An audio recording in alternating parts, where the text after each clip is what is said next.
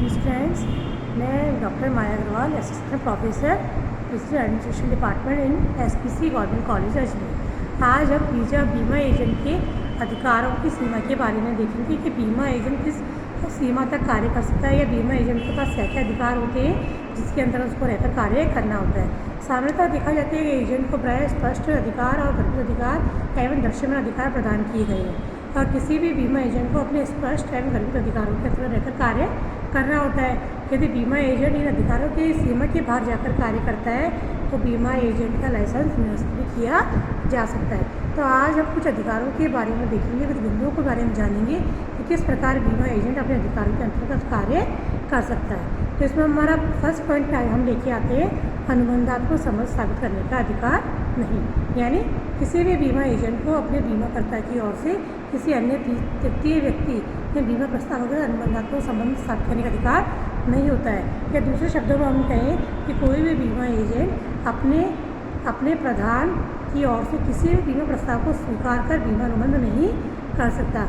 ये उसको अधिकार की सीमा तय कर रखी है कि कोई भी बीमा एजेंट केवल बीमा व्यवसाय का आग्रह करने तथा बीमा व्यवसाय प्राप्त करने का अधिकार ही रखता है। तो इस प्रकार कोई भी बीमा एजेंट अनुबंधात्मक संबंध स्थापित करने का अधिकार नहीं रखता।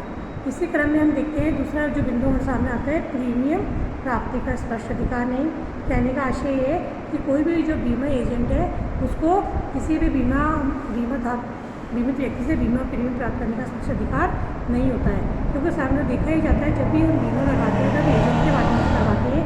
तो सर्वप्रथम जब हम बीमा करवाते हैं तो हम जो प्रस्ताव पत्र भरते हैं तो प्रस्ताव पत्र को भरते समय बीमा सब एजेंट हमारी सहायता करता है। बीमा एजेंट ही हमसे सारी जानकारियाँ पूछकर उसमें भरता है, तो उस समय बीमा प्रीमियम भी हम उसी बीमा एजेंट को जमा करवाते हैं।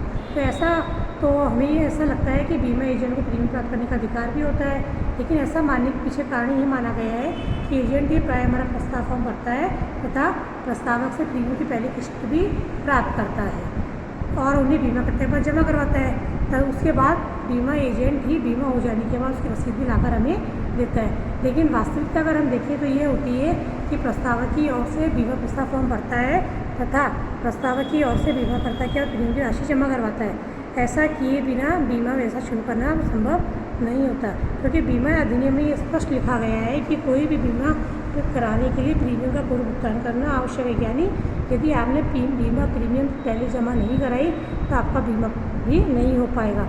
तो इसलिए सर्वप्रथम बीमा एजेंट ही हमारा प्रीमियम देकर बीमा स्वीकार करता है। अतः प्रीमियम के प्रथम किस्त भुगतान के लिए पूर्व बीमा प्रस्ताव को स्वीकार नहीं किया जाता है, इसलिए सर्वप्रथम हम बीमा एजेंट को प्रीमियम जमा करवाते हैं। तो कहने का आशय ये है कि किसी भी बीमा एजेंट को किसी भी बीमाकर्ता से प्रीमियम प्राप्त करने का अधिकार नहीं है।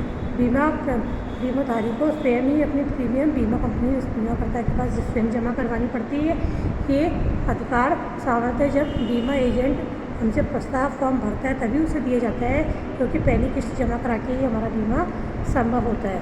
अतः प्रथम किस्त राशि प्राप्त करने मात्र से बीमा प्रस्ताव स्वीकार नहीं हो जाता है। अतः प्रथम किस्त प्राप्त करने के बाद बीमा एजेंट बीमा प्रस्ताव का प्रस्तावक के साथ कोई अनुबंध संबंध स्थापित नहीं करा पाता है।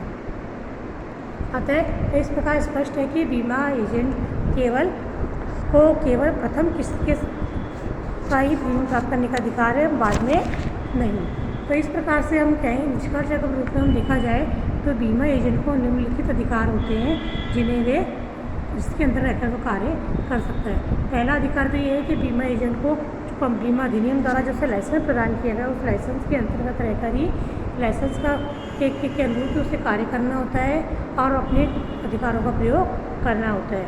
सामान्यतः कोई भी बीमा एजेंट बिना एजेंट के कार्य बिना लाइसेंस के कार्य नहीं कर सकता। यदि कोई भी बीमा एजेंट बिना लाइसेंस के बीमा व्यवसाय कर रहा है तो उसे उचित नहीं माना जाएगा। इसी तरह से कोई भी बीमा एजेंट है उसका मुख्य कार्य ये अधिकारी होता है कि वे बीमा व्यवसाय प्राप्त करें और बीमा व्यवसाय प्राप्त करके और अधिक से अधिक बीमा कंपनी के लिए बीमा कराने का प्रयास करें। इसी तरह से अगले बिंदु हम देखते हैं कि यदि कोई पूर्ववर्ती बीमा व्यवसाय को चालू रखने के लिए बीमाधारियों को यथा समय प्रीमियम जमा कराने के लिए लिखित या मौखिक आग्रह करने का कार्य भी बीमा एजेंट को करना होता है। तो कुल मिला के हम कहें बीमा एजेंट का जो मुख्य कार्य है या जो अधिकार है उसका कार्य करने का इतना सा है कि वह बीमा एजेंट कि बीमा करवाने वाले व्यक्ति को बीमा करवाने के लिए आग्रह करे तो अधिक से अधिक बीमा व्यवसाय प्राप्त करे और केवल प्रथम किस्त के रूप में ही उसे प्रीमियम प्राप्त करने का अधिकार दिया गया है। इसी तरह से बीमा व्यवसाय के लिए कानूनी प्रावधान और समझौतों के अनुसार उसे पारिश्रमिक प्राप्त करने का अधिकार है, क्योंकि एजेंट जो भी कार्य करेगा बीमा कंपनी के लिए उसे उस कार्य के लिए जो कमीशन दिया जाएगा उसका पारिश्रमिक कहलाएगा। तो इस तरह से स्पष्ट है कि बीमा एजेंट है उसे अपने अधिकारों की सीमा में रहकर कार्य करना है। बीमा एजेंट जो प्रदान के लिए कार्य करता है उसे उस अधिकार दिए गए हैं और बीमा एजेंट को ध्यान रखना चाहिए उस अधिकारों में रहकर ही उसे कार्य करना है। यह उसकी एक सीमा मानी गई है, इट मीन इस सीमा के बाहर जाके किसी बीमा एजेंट को कार्य नहीं करना है। यदि वह ऐसी तरह से सीमा के बाहर जाकर कार्य करता है तो उसका बीमा एजेंट का लाइसेंस निरस्त किया जा सकता है और उससे सारे अधिकार वापस ले लिए जाएंगे जो प्रधान एजेंट बनाते समय उसे प्रदान किए।